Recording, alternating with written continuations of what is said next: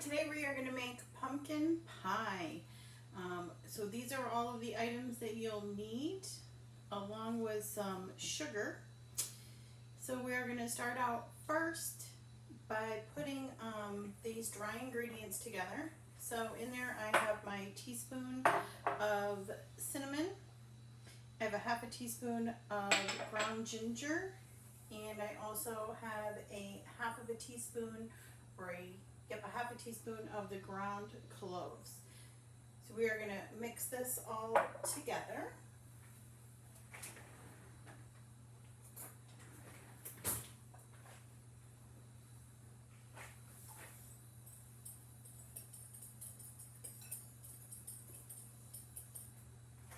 And then in the mixer, we're going to go ahead and put our 2 eggs. And you're going to mix those around. And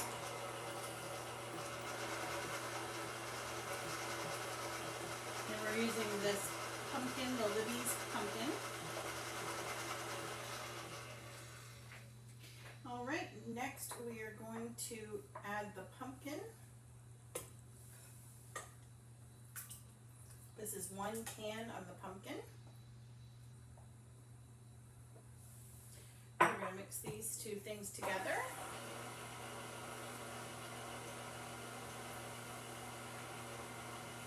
We're going to now gradually add the dried ingredients, which is 3/4 of a cup of sugar, and the cinnamon, the clove, and the ginger. And then now we are going to gradually add the 1 can of evaporated milk. The consistency is going to be very soupy. We're going to get that all mixed together.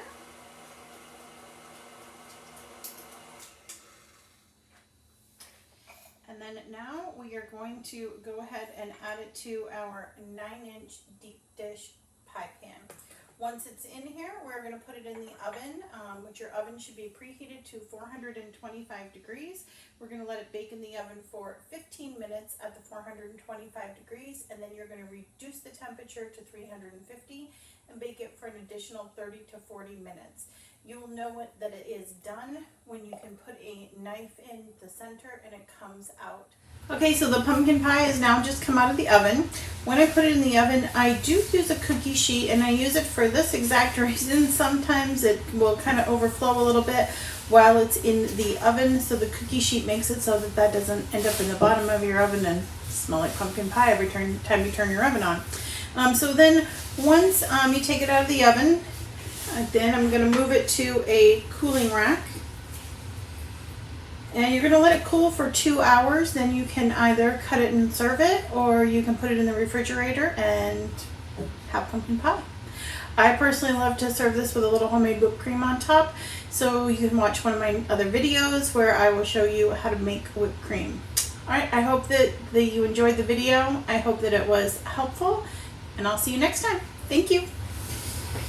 Up here on the screen will flash all of the ingredients that you need, and along with the instructions for the recipe.